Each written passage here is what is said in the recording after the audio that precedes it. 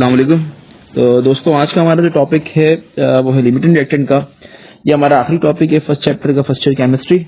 तो इस क्लास के बाद हम सेकंड चैप्टर स्टार्ट करेंगे। ठीक है, तो ये हमारा पार्ट 6 होने वाला है फर्स्ट चैप्टर का। तो इसको पढ़ते हैं, इसको आगाज करते हैं लिमिटिंग रिएक्टेंट का। ठीक है, सबसे पहले डेफिनेशन है the reactant which is consumed completely when non stoichiometric amount of the reactants are mixed to react is called limiting reactant. अच्छा, इससे पहले हमारा टॉपिक था वो था स्टोइचोमेट्री। ठीक है, तो स्टोइचोमेट्री हमें क्या बताती थी कि कितना रिएक्टेंट हमारा कंज्यूम होना है। फॉर एग्जाम्पल अगर हमारे पास 2 रिएक्टेंट हैं तो कितना कितना अमाउंट हमारा जो एग्जैक्ट अमाउंट है, एग्जैक्ट मोल्स जो है हमारे पास, एग्जैक्ट मॉलिक्यूल जो है हमारे पास कितने रिएक्ट करेंगे, और उसी हिसाब से फिर हम रिएक्टेंट लेते थे, और उसी जितना रिएक्टेंट हम लेते थे उसी की प्रोपोर्शन के हिसाब से हमारे पास उतना ही प्रोडक्ट बनता था। तो वो हमारे स्टोइचोमेट्रिक कंपाउंड था। लेकिन अगर हम let suppose non stoichiometric amount लें, यानी कि अंदाजे से जो है वो हम अपना रिएक्टेंट ले लें, तो होना ये होता है कि आपके पास एक अमाउंट जो कम होती है वो टोटल कंज्यूम हो जाती है, और एक अमाउंट हमारे पास एक्सेस में रह जाती है। तो जो अमाउंट सबसे पहले कंज्यूम होगी, जो हमारी लेसर नंबर ऑफ अमाउंट होगी, मे बी वो वेट में ज्यादा हो बट नंबर ऑफ मोल्स या नंबर ऑफ मॉलिक्यूल में उसकी तादाद कम होगी, तो वो हमारे पास बेसिकली लिमिटेड रिएक्टेंट होगा। ये बहुत इंपॉर्टेंट टॉपिक है, समझना बहुत जरूरी है, और ये पेपर में लाजमी आता है। Since a reaction stops after the complete consumption of the reactant, therefore it is limiting the reactant. ठीक है, होता क्या है, चूंकि सबसे पहले कंज्यूम हो जाता है और जैसे ही कंज्यूम होगा रिएक्शन हमारा स्टॉप हो जाएगा, क्योंकि हमारे पास जब भी रिएक्शन होगा उसके लिए 2 रिएक्टेंट लाजमी चाहिए होते हैं जो आपस में कोलाइड करें और एक प्रोडक्ट बनाए, सी प्रोडक्ट बनाए। तो जब वो स्टॉप हो जाएगा रिएक्शन, तो इसीलिए जो रिएक्टेंट खत्म हो रहा है, कंज्यूम हो रहा है, वो हम इसको लिमिटिंग रिएक्टेंट कहते हैं। Which controls the amount of the product. Exactly, वही हमारा जो प्रोडक्ट है उसको कंट्रोल कर रहा होगा।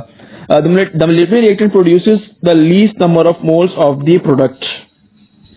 अच्छा, फॉर एग्जाम्पल हमारे पास ये रिएक्शन है 2s2 plus O2 और इट विल मेक 2SO3। ठीक है, एक एग्जाम्पल हमने यहाँ पे ली है। This is the reversible reaction. Reversible reaction कौन सी रिएक्शन होता है, जो कि फॉरवर्ड डायरेक्शन में भी आ सकते हैं और रिवर्स डायरेक्शन में भी जा सकते हैं। Therefore none of SO and O2 consumed completely if taken in stoichiometric ratio.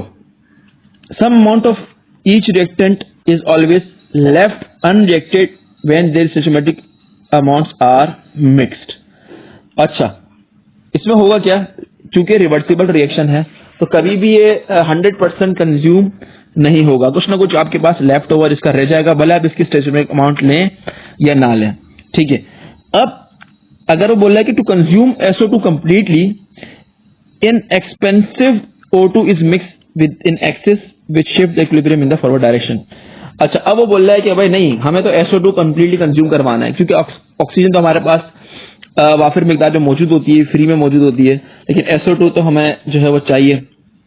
ठीक है, और हम चाह रहे हैं कि सारा का सारा SO2 जो है वो कन्वर्ट हो जाए SO3 में। तो हम क्या करेंगे, O2 की जो है वो कंसंट्रेशन बढ़ा देंगे, इसको एक्सेस में हम लेंगे। तो हमारे पास जब हम O2 को एक्सेस में ले रहे हैं तो हमारे पास लिमिटिंग रिएक्टेंट क्या हो जाएगा, SO2 हो जाएगा, क्योंकि वो उसने कंप्लीटली कंज्यूम होना है और हमने करवाना है। ठीक है, अच्छा, ले चैटेल प्रिंसिपल क्या कहते हैं, ले चैटेल प्रिंसिपल ये कहता है कि जिस साइड पे हम जो है वो अपना प्रेशर बढ़ाएंगे या जिस साइड पे हम जो है वो स्ट्रेस अप्लाई करेंगे, उस the reaction will proceed in the opposite direction. तो अगर हम O2 को एक्सेस में कर रहे हैं तो इसका मतलब हमारा जो डायरेक्शन है वो रिएक्शन कहाँ जाएगी, फॉरवर्ड डायरेक्शन में आएगी। It means SO2 will consume and SO3 will produce. ठीक है, in other words such non stoichiometric amounts of SO2 and O2 are mixed which cause to consume SO2 completely to produce maximum amount of SO3. SO3 is required in the manufacturing of H2SO4. ठीक है, इसको दूसरे word में हम ये कह सकते हैं कि यार हम नॉन स्टोइचोमेट्रिक अमाउंट ले रहे हैं, O2 को ज्यादा ले रहे हैं, SO2 को कम ले रहे हैं। इट मींस O2 जो है हमारे पास जो लेफ्ट अनरिएक्टेड रह जाएगा और SO2 हमारे पास कंप्लीटली कंज्यूम हो जाएगा। तो जो हमारा प्रोडक्ट बन रहा है SO3, उसको हम H2SO4 बनाने के लिए इस्तेमाल कर सकते हैं। अच्छा, एक्सिस रिएक्टेंट क्या होगा, इसका अपोजिट होगा। The reactant which does not consume completely when non-stoichiometric amounts of the reactant are mixed to react is called excess reactant, or the reactants other than the limiting reactant are called excess reactants. सही है, नाम से अंदाजा हो रहा है कि जो लिमिटिंग रिएक्टेंट नहीं है, जो कंज्यूम कंप्लीटली नहीं हो रहा, जो लेफ्ट अनरिएक्ट रह जा रहा है, वो हमारे पास एक्सेस रिएक्टेंट कहलाता है। Some amount of the excess reactant is always left unreacted in actual practice. Inexpensive reactant are used in excess to get maximum amount of the product by increasing the extent of the reversible reaction or increase the rate of the reaction। अच्छा, होता क्या है, हमारे पास अक्सर ऐसा होता है कि जो दो केमिकल्स अगर हम ले रहे हैं या दो रिएक्टेंट हम ले रहे हैं, उनमें से एक हमारे पास एक्सपेंसिव होता है और एक हमारे पास अनएक्सपेंसिव होता है या इनएक्सपेंसिव होता है। ठीक है, तो जो हमारे पास इनएक्सपेंसिव होता है, जो सस्ता होता है, हमारे पास चीप होता है, उसको हम क्या करते हैं, उसको हम ज्यादा वाफिर मिकदार में ले लेते हैं, और जो दूसरा होता है हम उसको कम मिकदार में लेते हैं, ताकि हमारे पास जो हमारे पास एक्सपेंसिव रिएक्टेंट है वो सारा का सारा कंज्यूम हो जाए। ठीक है, आगे चलते हैं। डिटर्मिनेशन ऑफ लिमिटिंग रिएक्टेंट, किस तरीके से हम डिटरमिन कर सकते हैं? Following steps are important to determine the limiting reactant. Number 1 क्या है? Convert the mass volume of all the reactant into their moles. सबसे पहले आपने मोल्स में कन्वर्जन कर देनी है। अक्सर जब मैं स्टूडेंट्स को पढ़ाता हूं तो मैं उनको यही बताता हूं, कोई भी प्रैक्टिकल करने से पहले या कोई भी जो है न्यूमेरिकल करने से पहले आपने क्या करना है, किसी भी जो है यूनिट में आपके पास चीज गिवन हो, भले वो ग्राम में गिवन हो, भले वो जो है अपना वॉल्यूम में गिवन हो, आपने करना क्या है, आपने सबसे पहले मोल्स में कन्वर्जन कर देनी है। तो यहां पे भी आपने ये करना है, जो भी आपके पास रिएक्टेंट दिया है उसको आपने मोल्स में कन्वर्ट कर देना है। ठीक है। नंबर 2 क्या है? Calculate the molar amount of the product from molar amount of each reaction. फिर आपने क्या करना है, मोलर अमाउंट आपने निकाल देनी है। ठीक है, कि प्रोडक्ट की तो क्या आपके पास, फॉर एग्जाम्पल हमारे पास जो रिएक्टेंट था, हमने उनको मोल्स में कन्वर्ट कर दिया। अब बाय मोल ईच, दोनों से ही, फॉर एग्जाम्पल एक के मोल आ रहा है 2, एक का मोल आ रहा है 1, हमने 1 से भी जो है प्रोडक्ट निकालना है, 2 से भी हमने प्रोडक्ट निकालना है। ठीक है, हमने ये काम कर देना है। नंबर 3 क्या है? The reactant producing the least number of moles of the product would be the limiting reactant. अब जिस रिएक्टेंट, फॉर एग्जाम्पल एक 2 था हमारे पास मोल्स वाला रिएक्टेंट, एक 1 मोल वाला था, ऑफकोर्स जो 1 मोल वाला है वो जो है हमारे पास कम जो है प्रोडक्ट प्रोड्यूस करेगा, देन जो 1 मोल वाला आपके पास रिएक्टेंट है वो हमारे पास लिमिटिंग रिएक्टेंट कहलाएगा। Thus, the reactant which is consumed completely when non-stoichiometric amount of the reactant are mixed to react is known as limiting reactant। ये बात हम पहले भी कर चुके हैं कि जो हमारे पास completely कंज्यूम हो जाएगा वो हमारे पास limiting reactant होता है। While the reactant which does not consume completely when non-stoichiometric amount of the reactant are mixed to react is known as excess reactant। जो रह जाएगा, जो लेफ्ट ओवर रहेगा, जो अनरिएक्टेड रह जाएगा वो हमारे पास excess reactant कहलाएगा। अच्छा, फॉर एग्जाम्पल अब यहां पर हम एग्जाम्पल कर लेते हैं, पेपर्स में आती है लाजमी, 5 या 6 नंबर का सवाल ही आता है। ठीक है, NH3 gas can be prepared by heating together the 2 solid NH4Cl and calcium hydroxide which is CaOH2 if a mixture containing 10 gram of each is heated then. अच्छा, अब हमने क्या किया, हमने स्टोइचियोमेट्रिक अमाउंट लेने की बजाय हमने जो है वो जल्दबाजी में क्या किया, या अगर जो फॉर एग्जाम्पल हमारे पास कोई लेमैन है, कोई वर्कर है, उसने क्या किया 100 उसको नहीं अंदाजा कि मोल्स क्या होते हैं। ठीक है, नंबर ऑफ मॉलिक्यूल्स क्या होता है, उसने क्या किया, उसने बोला भाई हमने तो सेम अमाउंट लेनी ना दोनों की, उसने दोनों 100 ग्राम लिए, कैल्शियम हाइड्रोक्साइड का भी और NH4Cl का भी। ठीक है, अब सवाल यह है कि प्रोडक्ट जब बनेगा तो सारा का सारा रिएक्टेंट कंज्यूम हो जाएगा? नहीं होगा। क्यों नहीं होगा? क्योंकि 100 ग्राम तो हमने दोनों के बराबर लिए हैं, लेकिन number of moles are not equal, number of molecules are not equal. उसके लिए हमें क्या करना पड़ेगा, इनको मोल्स में कन्वर्ट करना पड़ेगा। फिर हम एनालाइज करेंगे क्या कौन सा वाला जो है सारा कंज्यूम होगा, कौन सा वाला नहीं होगा। ठीक है, अब calculate the number of gram of NH3 produce. NH3 कितना बना वो देखना है। Calculate the excess amount of reactant left unreacted. जो एक्सेस अमाउंट ऑफ रिएक्टेंट है NH4Cl भी हो सकता है, कैल्शियम हाइड्रोक्साइड भी हो सकता है। ऑफ कोर्स जिसका मॉलिक्यूलर वेट कम होगा या ज्यादा होगा? ज्यादा होगा। जिसका मॉलिक्यूलर वेट ज्यादा होगा वो कंज्यूम हो जाएगा, जिसका मॉलिक्यूलर वेट कम होगा वो लेफ्ट ओवर रह जाएगा। ठीक है, अच्छा, how the maximum yield of NH3 can be obtained by consuming the excess reactant CaOH2 as 100 gram. अच्छा, अब बोल रहे हैं कि मैक्सिमम यील्ड क्या निकल सकती है अगर हम एक्सेस रिएजेंट को भी जो है वो कंज्यूम कर लें। ठीक है, नहीं, अगर हम कैल्शियम हाइड्रोक्साइड को जो है वो 100 ग्राम कंसीडर करें कि ये हमारा जो है वो एक्सेस रिएजेंट है। ठीक है, फिर हमारे पास मैक्सिमम यील्ड क्या होगी देख लेते हैं। सबसे पहले क्या है सोल्यूशन में, convert the mass of both the reactants into their mole. सबसे पहले आप मोल्स में कन्वर्ट कर दें। मास ऑफ द NH4Cl कितना है 100 ग्राम है। मोलर मास ऑफ NaCl कितना है 53.5 है। फॉर्मूला क्या होता है, ग्राम डिवाइड बाय मोलिकुलर वेट, यही कर रहा है 100 डिवाइड बाय 53.5, आंसर आपके पास 1.87 मोल्स।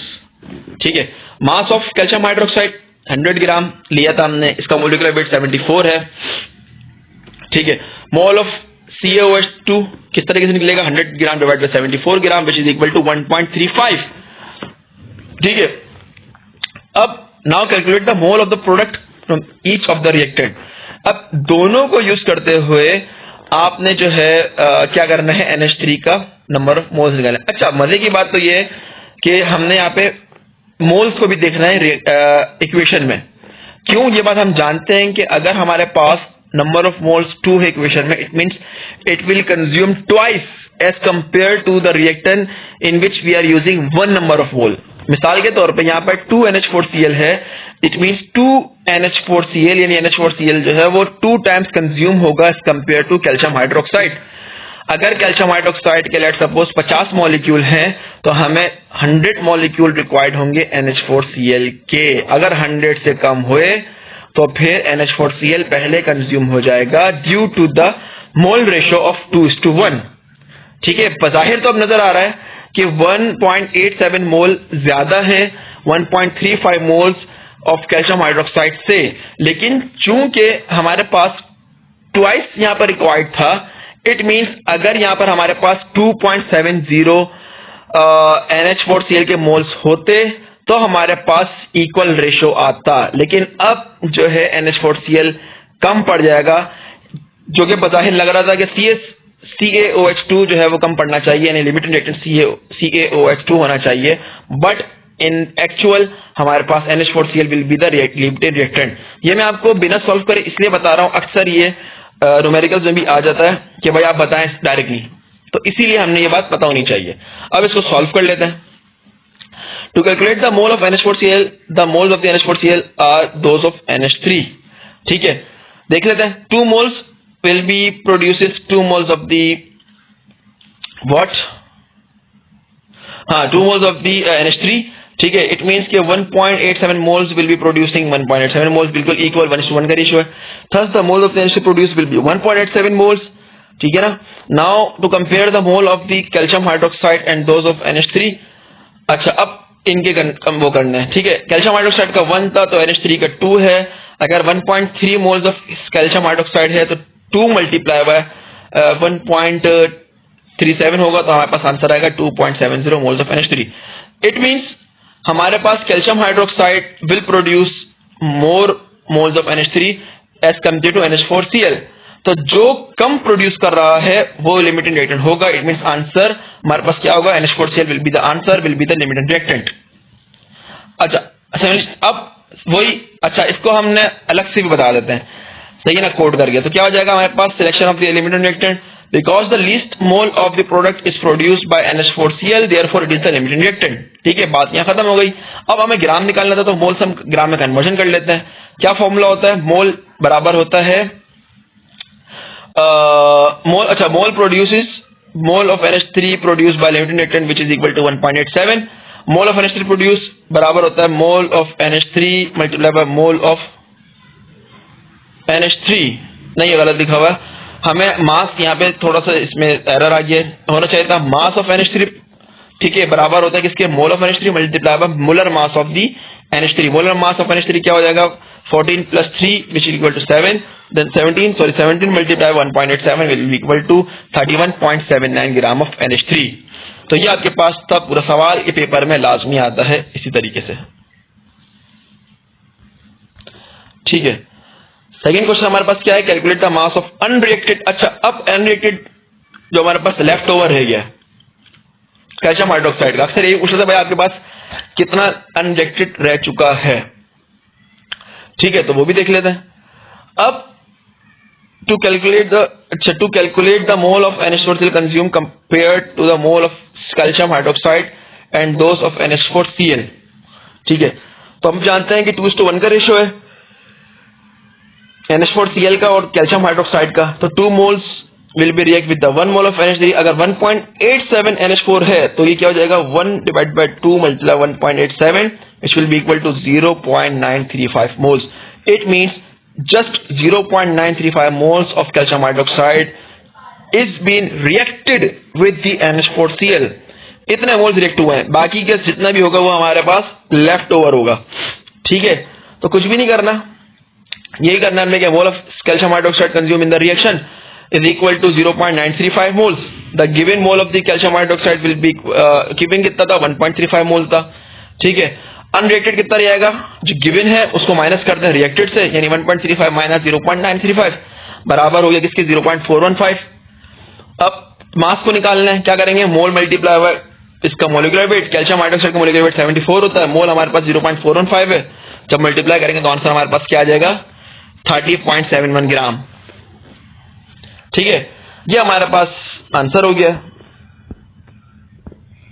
अच्छा, अगर सवाल ये आ जाए, यानी ये पॉसिबिलिटीज है क्वेश्चंस की कि हमारे पास रिएक्टेड पूछ सकते हैं, अनरिएक्टेड पूछ सकते हैं, ठीक है, लिमिटेड रिएक्टेंट पूछ सकते हैं। तो हम जो जो पॉसिबिलिटी सवाल के हैं वो कवर करते हुए जा रहे हैं। अब हमारे पास तरह सवाल भी आ सकते हैं, तो calculate the mole of NH4Cl consumed compare the mole of calcium hydroxide and dose of NH4Cl, यानी कंज्यूम कितना वह है किसका, NH4Cl का। हमने ये पता करना है ग्राम, ठीक है ना, ग्राम पता करना है।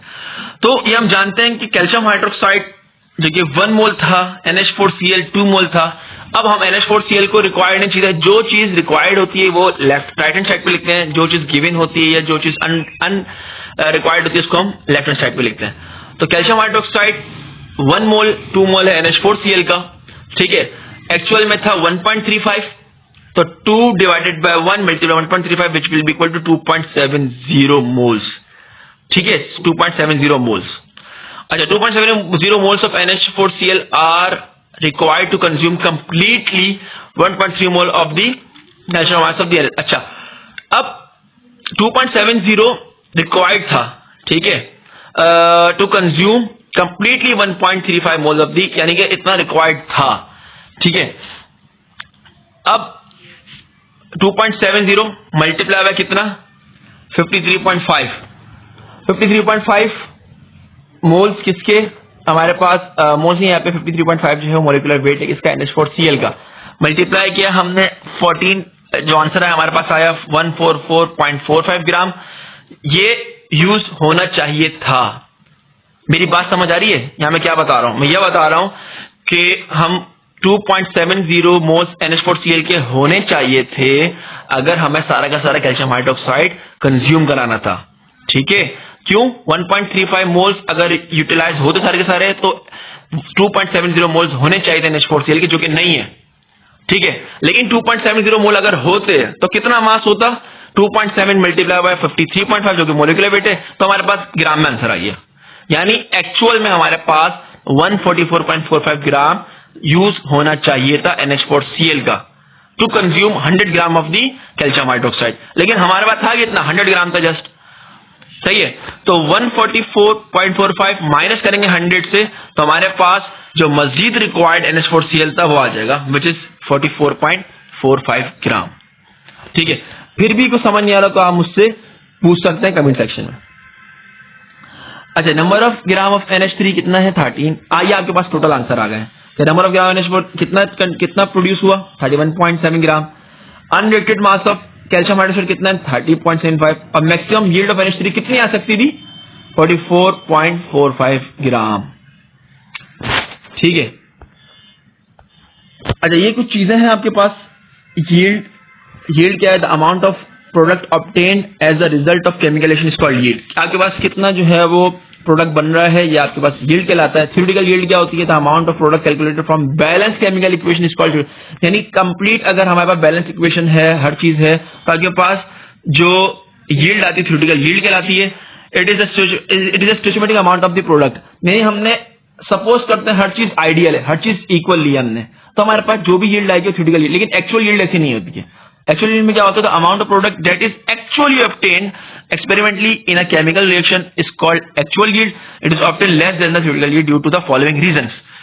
ठीक है, अच्छा, एरर निकालना तो हम क्या करते हैं, theoretical yield से माइनस कर देते हैं किसको, अपना actual yield से, तो हमारे पास जो आंसर आता है वो हमारे पास एरर होता है। अच्छा, some time whole of the reactant do not convert into the product in reversible reaction। ठीक है, क्यों, क्या क्या रीजन हो सकते हैं हमारे पास एक्चुअल यील्ड में एरर आने के?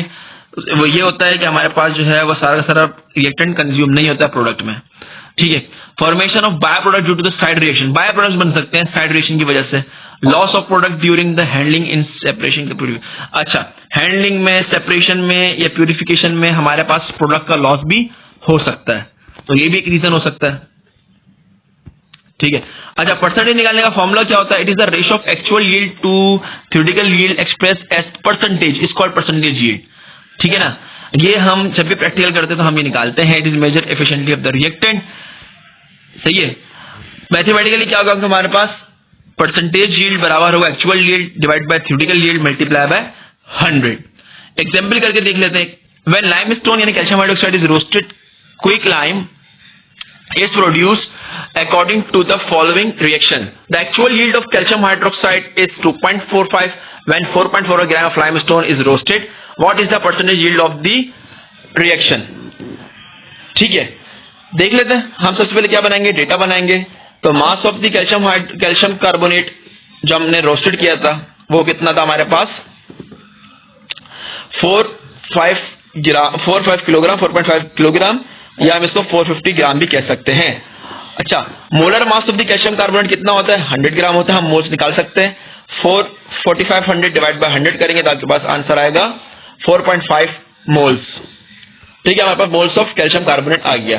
ये बात हम जानते हैं कि जब कैल्शियम कार्बोनेट की इक्वेशन लिखेंगे तो कैल्शियम कार्बोनेट कन्वर्ट हो रहा है कैल्शियम हाइड्रोक्साइड और कार्बन डाइऑक्साइड में, तो हम देखें तो 1:1 का रेशियो है। तो इट मीन्स कैल्शियम कार्बोनेट जब कैल्शियम ऑक्साइड में कन्वर्ट होगा तो 1:1 का रेशियो आएगा। 1 mole of the calcium carbonate will produce 1 mole of the calcium oxide. तो it means 45 moles of the calcium carbonate will produce 45 moles of the calcium carbonate, ठीक है ना। अब अगर हम 45 मोल्स लेंगे, ठीक है, अगर हमारे पास लेट्स सपोज प्रोड्यूस हो 45 मोल्स और कैल्शियम ऑक्साइड का जो हमारे पास मॉलिक्यूलर वेट है वो है 56 ग्राम, ठीक है। तो हम ग्राम निकाल सकते हैं किस तरीके से?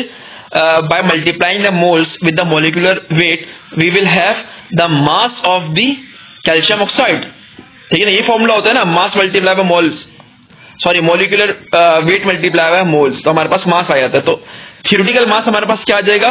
2520 ग्राम। ये हमारे पास थ्योरेटिकल यील्ड है 2520, लेकिन एक्चुअल में हमारे पास कितना आ रहा है? हमारे पास आ रहा है 250 kg यानी कि 2500 ग्राम, ठीक है। तो हम क्या करेंगे? एक्चुअल जो हमारे पास उसको हम ऊपर रखेंगे, यानी 2500 divided by theoretical yield which is 2520 multiply 100, तो हमारे पास जो परसेंटेज यील्ड आएगी वो 99.20 आएगी, ठीक है। ये जो हमारे पास 0.8% हमारे पास एरर होगा और इसी तरीके से हम जो अपना प्रैक्टिकल्स करते हैं। अच्छा, आज हमारा जो है फर्स्ट चैप्टर कंप्लीट हो गया है। कोई भी क्वेश्चंस हो, कोई भी कोई आपको कुछ पूछना हो न्यूमेरिकल्स के हवाले से या किसी कॉन्सेप्ट के हवाले से, तो आप कमेंट सेक्शन में या डायरेक्टली मुझसे पूछ सकते हैं, ठीक है। और नेक्स्ट क्लास में हम इंशाल्लाह सेकंड चैप्टर स्टार्ट करेंगे। जब तक के लिए अल्लाह हाफिज।